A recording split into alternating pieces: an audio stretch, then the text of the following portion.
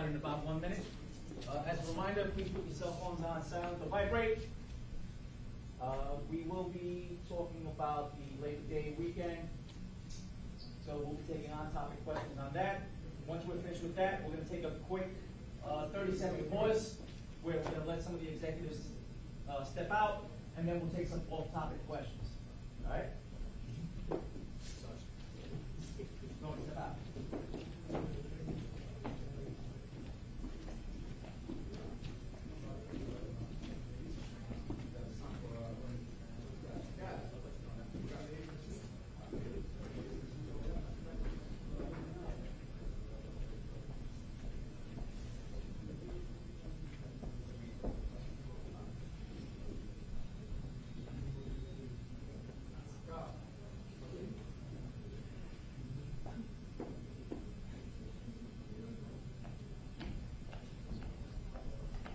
All right, guys, heads up. This is for real this time.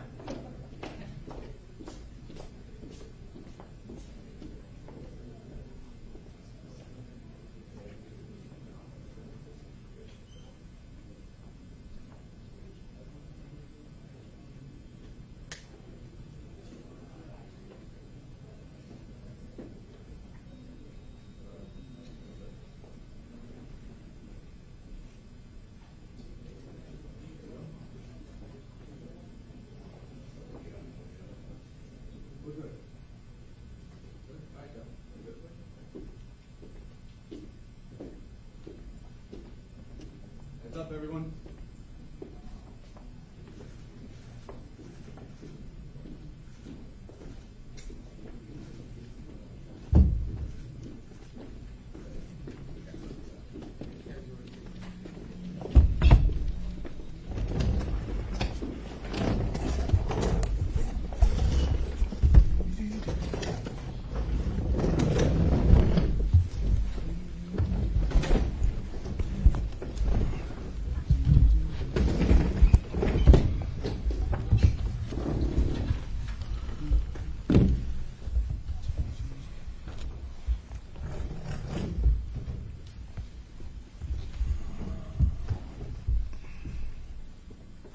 Thank you. Good afternoon. Joined here by Police Commissioner Caban and his leadership team to talk about Labor Day weekend, actually. Not only the West Indian Day Parade, but if you can just imagine what was happening in this city in the last few days from Thursday night to Monday evening. And the reason you probably are not aware of all that was taking place is because the New York City Police Department smoothly handled the influx of activities. You think about Coney Island, you think about the Juve festivities, the West Indian Day Parade, the electric zoo that was taking place, of averaging 40-something thousand people each day crossing the bridge. And then you think about the overall public safety, tourism, backyard barbecues, people celebrating the conclusion of summer, and watching men and women of the New York City Police Department respond over and over again, understanding that before they deal with their private festivities, they had an overwhelming responsibility to protect the people of the city, balancing public safety and justice. And I recall looking yesterday on Utica Avenue and Eastern Parkway in the midst of the parade and watching one incident, looking through one of the drones and watching the men and women. Think about it for a moment. Something happens, police officers don't run from the violence. They don't run from the action. They run towards the action. And while they're doing that, they continue to maintain the activities that are taking place around them. No one does it better than the New York City Police Department. U.S. opening is happening. Parade is happening. People are barbecuing. barbecuing. People are in Times Square. This is just really something that the people of the city of New York should be proud of, the men and women who adorn the blue uniform and carry out the practice of public safety. It was a combined effort of not only our precision policing of the NYPD, but also bringing together all of our partners. It's going to be a hallmark of this administration on how we dismantle walls and barriers to execute plans and ensure that we can just get stuff done. We teamed with our crisis management team, our cure of violence team, community partners, community leaders, technology. This is one of the safest Juve celebrations and Labor Day weekends we have seen in recent memories, and probably the safest Juve celebration in history. Coming off of last year's Juve celebration, you're seeing a continuation of how we are crafting and tuning our craft and introducing new principles and tools to make it even safer. Major crime was down citywide nearly 9% this weekend compared to the same 4-day period last year. For Juve and West Indian Day Parade, we created a comprehensive deployment plan, and all of our agencies were involved: DEP, DOT, FDNY, NYPD. Everyone came together to make sure we utilize every asset we had to implement a well-thought-out, comprehensive, executed plan. So I want to make it clear that when it comes to handling these large-scale events and weekends, we are the best. We're the best not only because of the police department, but we're the best because of the other agencies, and we're the best because of New York City residents. They play such a vital role in how we implement and execute these procedures. The approach was clear. How do we celebrate without allowing people to be harmed by those who want to bring violence in this city? Even when you looked at what happened over at the Electric Zoo Festival. It's unfortunate that the organizers wanted to turn our city into a zoo, and we was not going to allow that to happen, and we will be dealing with them in the next few days based on their behavior and actions. But the NYPD was on the scene. You had thousands of people who were not allowed to enter the location because of over ticket sales, and we handled the influx appropriately with the same level of professionalism that we expect. This is what public safety looks like. Your city working to protect you, your family, and your community, and using all resources available, including technology. And Assistant Commissioner Daughtry is going to talk about some of the use of the technology that we put in place and the continuing use of technology as we protect civil rights. We're protecting the rights to be safe. We use a tethered drone on Randall's Island to survey the size of the crowd. It would have been impossible to get a full scope on the crowd if we did not have the technology to do so. And you know what's interesting? It costs $1,700 to fill up a helicopter that is used often in situations like this. It costs 17 cents to fly a drone. That's just good use of New York tax dollars. And all those naysayers, they need to come and see how well we're utilizing technology to make our city safe. It helps us respond safely and smartly to the conditions on the ground. This administration put public safety at the heart of everything we do, especially when it comes to the big events that defines this city. Not only was this past weekend a historic success, one most recent crime stat showed that we are making significant progress on lowering crime overall. Once again, a job well done by Commissioner Caban and getting his troops together, but we're clear, good is the enemy of great. We are pursuing to be great. We want to continue to be the safest big city in America and send a message to all those who want to host events in this city that we can coordinate a multitude of events at one time and make sure that it is handled in an appropriate way and in a safe way. Job well done, NYPD. Job well done, our partners, including Crisis Management Team, job well done to the people of the city of New York. Commissioner. Good afternoon, everyone, and thank you, Mr. Mayor.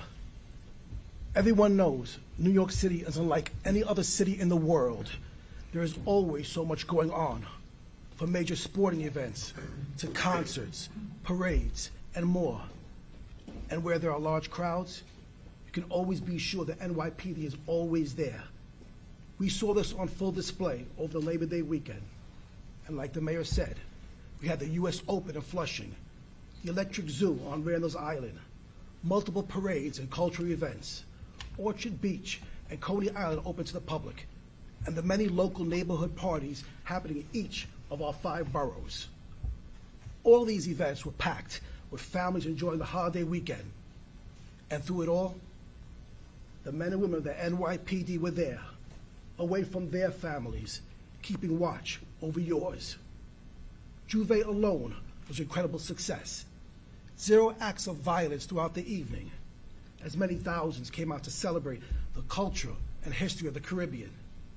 In fact, the entire Labor Day weekend, from Thursday to Monday, in and around celebrations along Eastern Parkway, saw fewer crimes and fewer acts of violence than last year, which, as we all know, was a new benchmark for safety.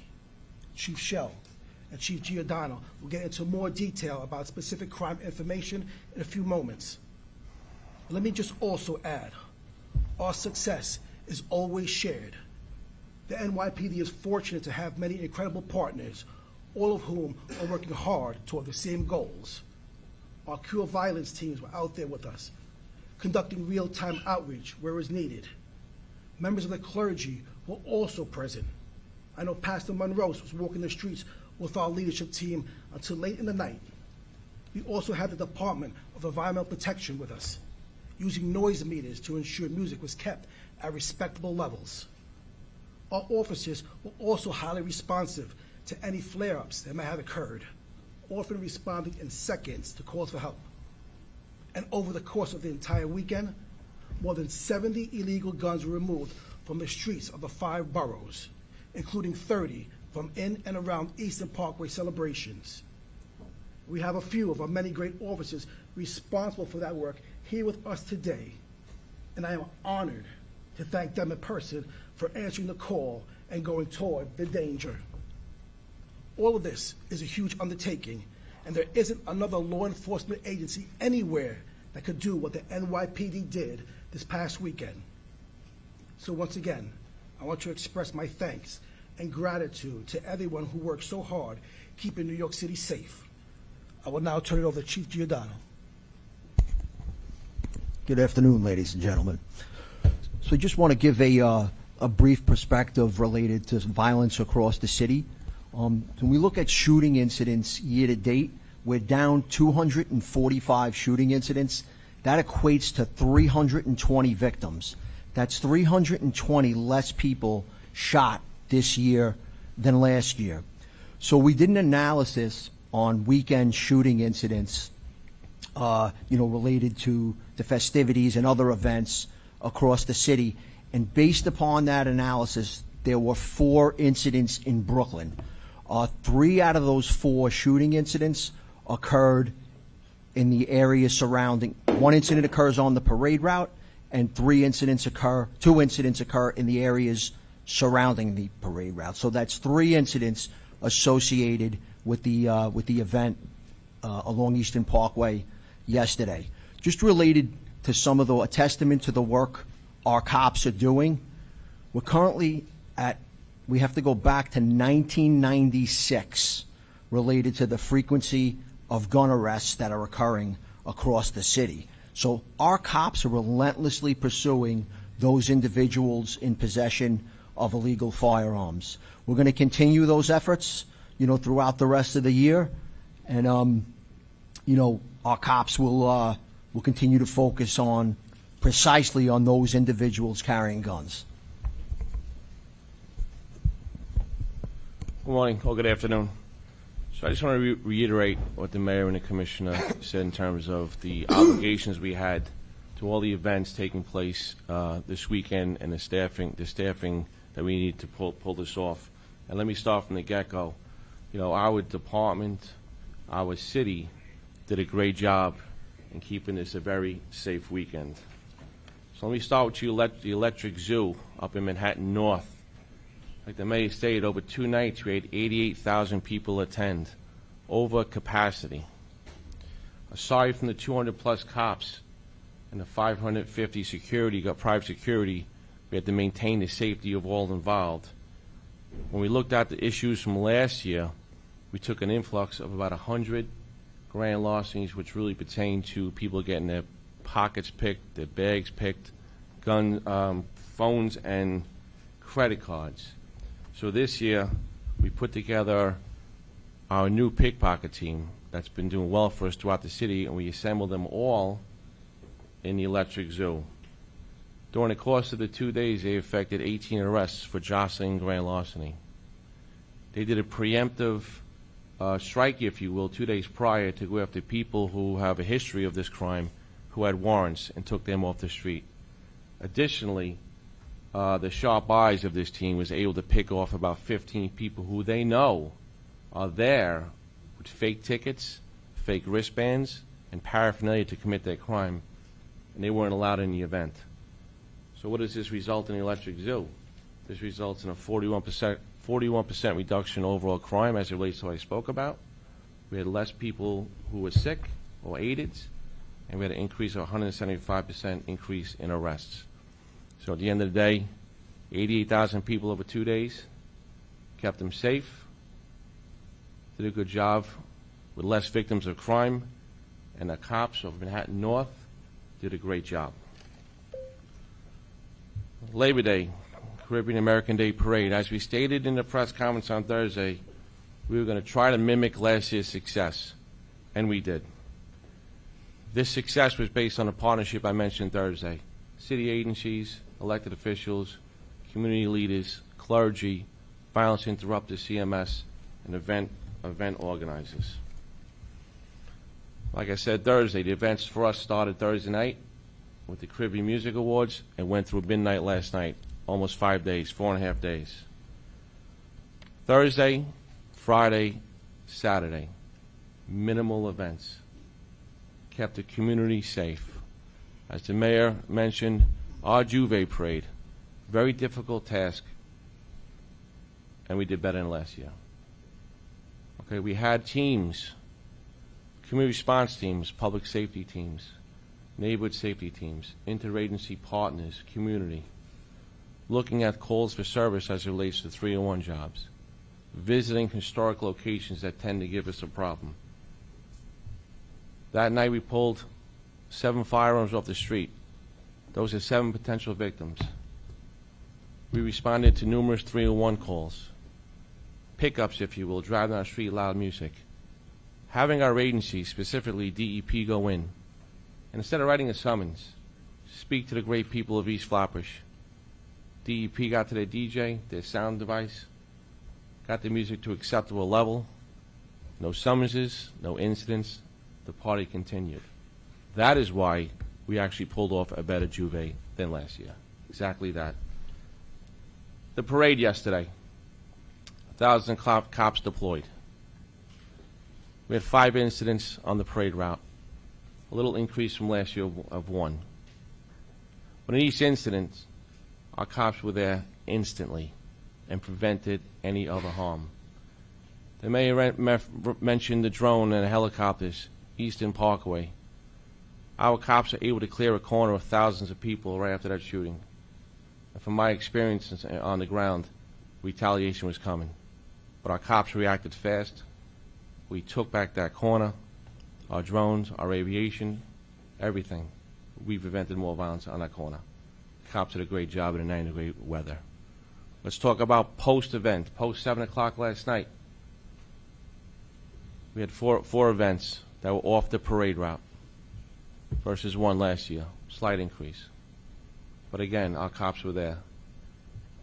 To put it in perspective, from Thursday night to last night in 4 precincts, 7-7, 7-1, 6-7, and 7-0 precincts, 34 arrested, 30 guns removed. Those are 30-plus victims in our eyes, and that's why we had a safe weekend. Our cops performed, our city performed great. They did a good job. They did a good job. From a personal point of view, I have 30 years in this job. I was a Juve sergeant back in 2001. To compare Juves of the past to what we're talking about now, night and day. And that community, the community knows that, we know that, our city knows that. So we strive to be perfect, but that's tough to be. But we kept the city safe this weekend. Thank you. I'll pass it now to Assistant Commissioner Casdorji, who will talk about our deployment of drones. Thank you, Chief Shell. The mayor and the NYPD support the role of technology in policing. The NYPD is often at the forefront of technology. When it comes to drones, when it comes to drones technology, we are playing catch up. Drone technology is going to make the NYPD more efficient and allow us to do a better job in protecting New Yorkers. Looking at this weekend, drones were used to assess large crowds as it relates to how we deploy our resources. We saw this at the Electric Zoo, as the mayor and the chief mentioned. The Electric Zoo, we got a call of overcrowding. Multiple ticket holders rushed the fence and into the zoo. Immediately we went up there, Chief Madry, Chief Shell, and myself. We deployed our tethered drone truck, and we were able to get an exact estimate of the crowd to make sure that there was no points of egress that were being blocked as a result of the fans rushing the gate. The chief of department, chief of patrol were able to make critical decisions whether or not where we need to deploy our resources at. So it gave us a better overview of what exactly is going on inside of the Electric Zoo. Think about this. We needed to request aviation. It's coming from Brooklyn over at Floyd Bennett Field. We were able to get the drone truck. Digital audio in. We were able to get our drone truck up to that location in about 10 minutes. So this technology is very important when it comes to, making split-second decisions when it comes to crowd management at the Electric Zoo. We also use drones in situations where there was hot pursuits involving suspects who were attempting to flee police. Think about this. There was a carjacking in a 107 precinct. Individual was carjacked at gunpoint by 3 males.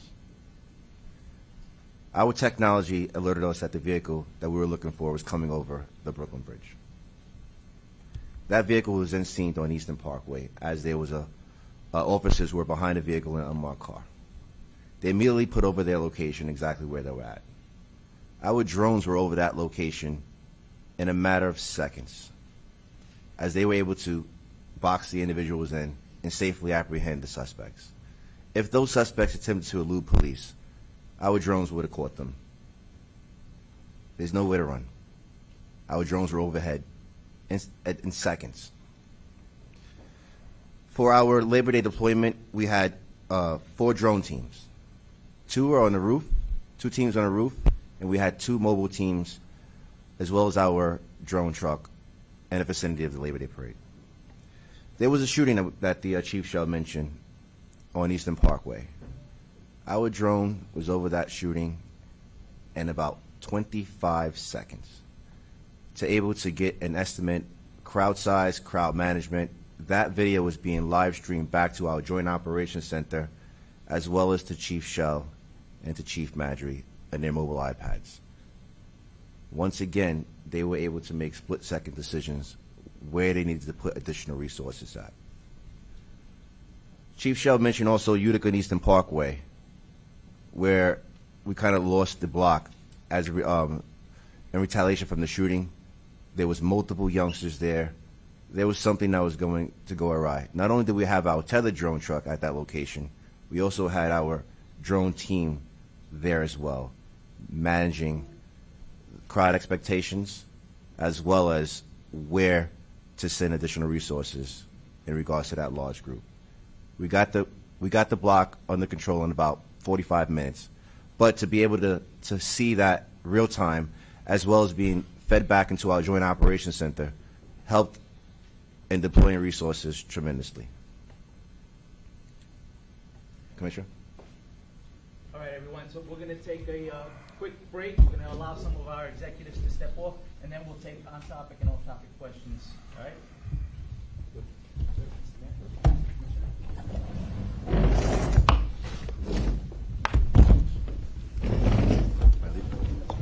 Am I leaving or staying? You're staying.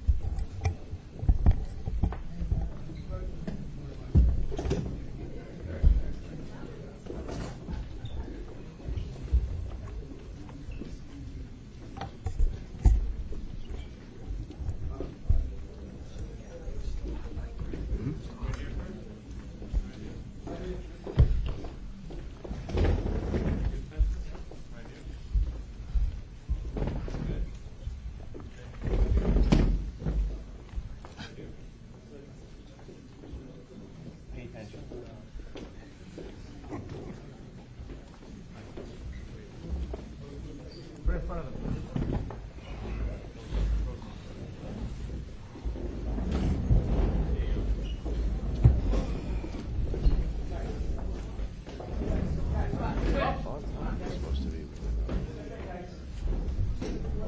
Guys, you gotta step in.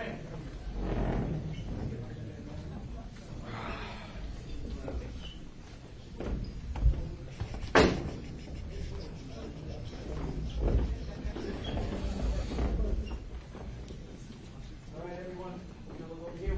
Spencer, we're going Spencer. Looking right here. Looking at Reese. Everybody here, right here. We're going to Ray. Right here. Like you. All right. Over here. Tell me you're done. You can hear me as soon as you want. As soon as you can. All of you good?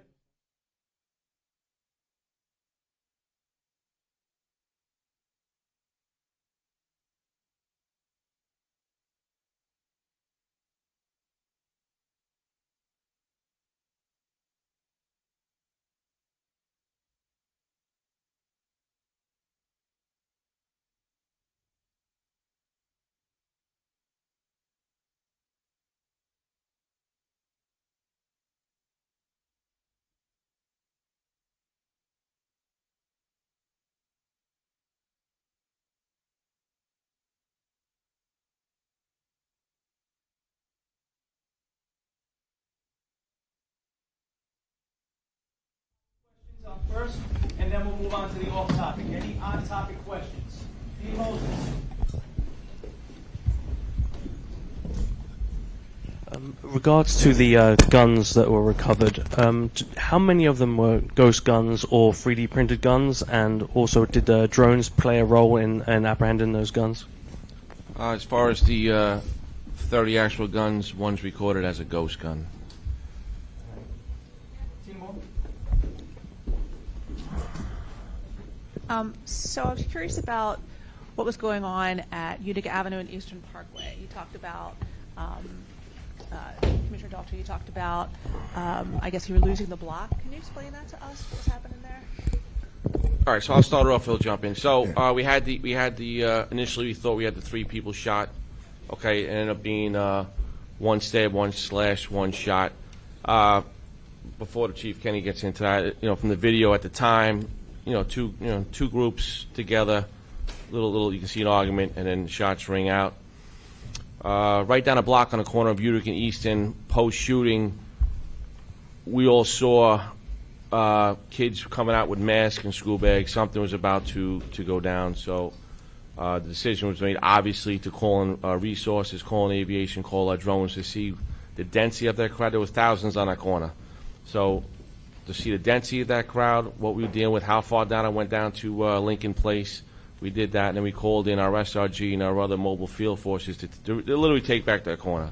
And we did, and quite frankly, we definitely prevented some sort of retaliation last night on that corner. And then the Assistant Commissioner will get into the drone deployment. Yes, like Chief Shell said, there was a shooting that was involved on the in front of 1187, I believe it was Eastern Parkway. Think about this for a second. We have officers along the parade route. We don't want officers to leave their posts. So that's why it's very critical for our drone teams to respond there. So not only are we looking at the crowd management, but we're also looking, the video is also streaming back to the Joint Operations Center as well as the chiefs, so they can determine whether or not, how many more resources do we need to put there. Now let's talk about Eastern Parkway and Utica. Like the chief mentioned, there was a bunch of youngsters all masked up, hooded up. You can feel that there was definitely something else that was, there was a potential for more violence to occur.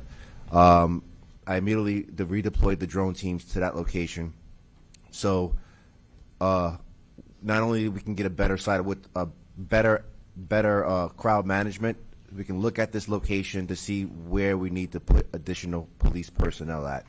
And this crowd had to be about between 3,000 and 4,000 people. So we don't want to take resources off of the parade route. Like the chief says, at least when SRG is responding, they know exactly which way they can come in from, and as well as our other assets out there, which is the better route to respond, because obviously, a bunch of people, a lot of traffic at that location. So once again, like I said before, the drones were a great tool that we can utilize to see where we need to put additional resources at, and also to get a bird's eye view of what exactly is going on. All right, we're going to go over to Bahar from NPR. Oh, thanks. Hi. How many incidents did drones respond to this weekend, number one? And two, on your example, Chief Daughtry, of the car going over the Brooklyn Bridge, can those drones easily ID suspects by face and or tag license plates? So I think there was about 10 times we deployed the drones throughout the Labor Day weekend. And as far as the technology you asked, I believe you said facial technology. There's no facial technology software inside of the drones. It's only just a video feed that just allows us to look at what's going on in real time. Well, I mean, no, there's no technology in the drone that we can put in looking for a red Toyota or a Honda Civic, something like that. No, we're not at that stage yet. But And just a car come over the bridge. That car was taken from a carjack, and there's as we call, a felony alarm and a license plate. The technology of the plate reader hits that plate coming over Brooklyn Bridge. That immediately kicks into our citywide apprehension plan, where our operations division will call it out. We know it's coming. The cops know where to go. We'll try to get to strategically, and then we follow the Eastern Parkway. The arrest is made, drone is used, and we take 3 carjackers off the street of New York City. All right, we're still on topic. Marla Diamond? Tell us about the incident with the teenagers. What precipitated that? Was that the shooting, the stabbing? What precipitated that large gathering? The two people stabbed, one stabbed, one slashed, one shooting on the Eastern Parkway, that one? You said there were thousands of teenagers at one spot. You used the drones to deploy your resources. What Well, I'll pass it to Chief Kenny. I'll pass it to Chief Kenny, get into the party investigation, and we'll segue back to that corner of Eastern Parkway in Utica. Okay, yesterday there was a 911 call transmitted for a male shot at 1187 Eastern Parkway. The victim of that shooting was identified as a male, 19 years old, named Kayvon Mitchell. He was shot in his torso and in his right thumb. He was transported to Brookdale Hospital, where he's listed not likely to die. Responding officers get there. They find 2 other males that have also been slashed. Nasani Miguel, male, 16 years old, was slashed in his leg. and Akwi Jaden, male 20, was slashed in his head. Both were removed to local hospitals, expected to survive. 7-7 squad responds to the location where they conducted immediate video canvass, and they start looking for video. They find probative video. The video depicts a group of individuals engaged in a verbal dispute, which leads to a physical altercation. As the dispute escalates, a male reaches into his waistband, produces a black firearm, and indiscriminately shoots into the crowd. The suspect flees up Eastern Parkway toward Utica Avenue, where he throws a Glock 9mm pistol to the ground, and that is recovered. 2 shell casings are also discovered on Eastern Parkway. As of right now, we're still looking for video. We have excellent video at the location where the gun was thrown, and the investigation continues. But at this point, 2 groups come together in a congested area. They bump into each other. Words are exchanged. Turns to physical fight, which leads to the stabbings and the 1 male shot. All right, we're going to move over to Maria Kramer, New York Times. Thank you. I was just curious about the drone teams that you described before. Can you just say a little bit more about them? How many officers per team, and how many drones do they have? So we had 2 teams on the roof, and then we had 2 mobile teams, as well as a team that was assigned to our tethered drone truck. Collectively, we had deployed. We're not going to get into specific numbers on how many people and teams, but how many drones we have? Yeah, we had 2, 4. It was 8. We had 8 drones. 8 drones deployed. Well, they weren't deployed. We had 8 drones ready to be deployed at a moment's notice for the weekend. I think we have one more on-topic question from Tom Tracy, Daily News. Yes, hi. Real quick, a little bit about the electric zoo. Is the NYPD going to be like working with the zoo for this overstaffing thing that they had with the too many customers coming? Are you guys going to like maybe prevent them next year from having it? So it should be noted that the ownership of the electric zoo changed this year. So the electric zoo has been going for about 7 years. This year was the first new ownership. We always work with these agencies or these promoters, but in this, as you well know, and it's documented, they had a problem getting their permit for Friday, which was canceled. They overbooked by, we estimate, 7,000 people, and that caused the issue of some people not getting in. That caused the issue of some people storming the gate, if you will, to the tune of anywhere from 1,500. That's what caused the overcrowding post 42,500 people that were allotted. That caused the overcrowding on Saturday. So yes, that'll definitely be revisited for next year, and we're still going through that as we speak. And just a quick follow-up on the drones. On Friday, they were mentioning about 311 calls. Did you use the drones for 311 calls? So we did, and Tom, I'm just gonna listen. We didn't use the drones for 311 calls. We were ready to go, but however, we utilized our crisis management teams to respond to 301 calls first, and they did a phenomenal job, which really didn't necessitate a drone response or a police response. Our crisis management teams were there with our outside city agencies, and they handled a lot of our noise complaints that night. So no drones were buzzing over barbecues like the mayor was. We didn't. No, the answer is no. All right, I think we have a couple of off-topic questions. I'm going to go over here to Mark Santia, NBC. Can you talk us a little bit about a woman was beaten in Harlem over the weekend with her own cane, just where we're at on that, or where you're at on that investigation? Yeah, sure. So let me start by saying this, that video that's circulating around on social media, it's tough to watch. It's obviously concerning and shocking to us, but the incident you're talking about occurred on Friday, September 1st at about 3:20 a.m. at the 116th Street and Lexington Avenue train station. The video depicts a 60-year-old female. She's our victim. She's in the train station. She's in the process of walking up a flight of steps with a male. That male is going to be our perpetrator. The male engages in a verbal dispute with her as they're walking up the steps. The verbal dispute becomes physical, where you see on video the male striking the female with that wooden cane dozens of times, and also striking her with that belt. Subsequent to that, the detective squad took a started an investigation, and listen, they did phenomenal work. And as we sit here right now, due to their hard work, they've identified that perpetrator, and probable cause has been established. And he's a 43-year-old identified as Norton Blake. DCPI will have his photo if it's not released already, and we're looking for him, and I'm pretty confident in short order he will be arrested and charged for that assault on that female.